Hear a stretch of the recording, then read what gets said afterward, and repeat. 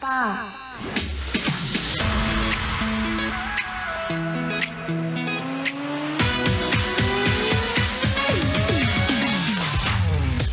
sa panahon ngayon, nakaliwat kanan ang lokohan. Kaliwat kanan ang tikiman. Kaliwat kanan ang relasyon na walang commitment o label. Utang na loob mahal, wag ka nang makiisa. At kung mahal mo, lunukin mo na. Lunukin mo na ang pride para road to forever na. Mahal! Happy Thursday! At naririnig mo ngayon ang spicy opa mo sa radyo na kapag natikman mo, hahanap-hanapin mo. Ako to mahal, si DJ Kim Chino at makakasama mo ko, 6 to 9 tayo. 6 to 9 p.m. po ako makakalambingan. 6 to 9 p.m. Anyway, di ba totoo naman na madaling sabihin ang mahal ko na siya.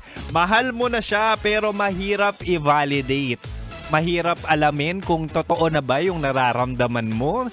Totoo na bang mahal mo? Kasi di ba napaka-komplikado kapag sinabi mong mahal mo na.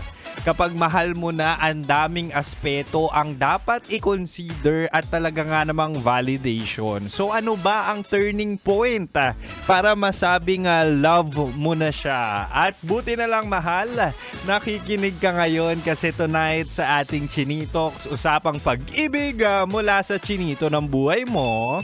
Ibibigay ko ang 3 senyales na mahal mo na siya. Ay, eto na. Huwag kang mainip. Patingnan natin kung genuine na talaga yung pagtingin mo sa kanya. Anyway, una, mahal mo na siya kapag gusto mo na siyang alagaan, hindi lang makuha. Ano ibig sabihin nun? Kapag hindi lang physical o fun ang habol mo, kundi genuine na gusto mo na siyang maayos siya, safe siya at masaya siya. In short, concerned ka na sa kanya. Ayun na yung may genuine concern ka na sa well-being niya. At hindi lang gusto mo na siya kasi kundi iniisip mo na rin kung kumain na ba siya, kung nakapagpahinga ba siya. Kasi nandun ka na sa point na talaga nga namang gusto mo na siyang maging parte ng buhay mo at malapit na siya sa puso mo na para bang pamilya mo na siya. Ay, landi. Diba? May instinct ka na gusto mong protektahan siya. Para bang automatic na ayaw mong may mangyaring masama sa kanya. Kasi hindi na siya someone that you like. Kundi someone you want to take care for a long time or even sa forever.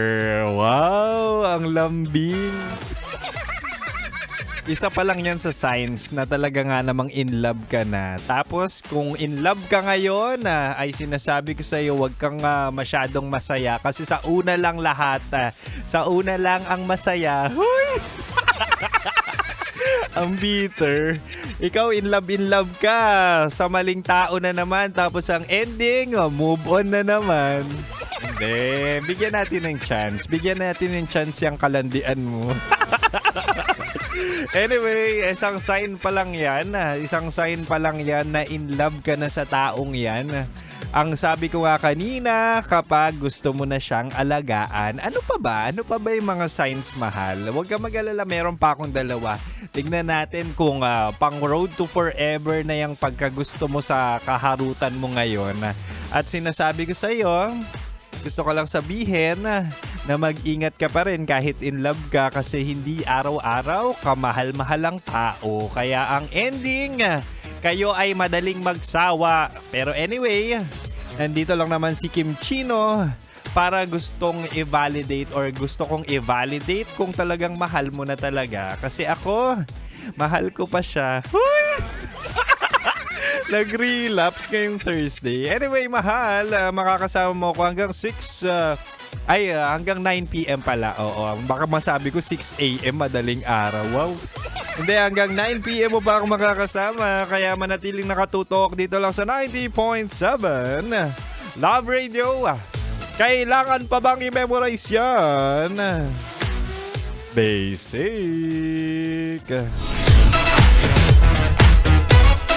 Metro's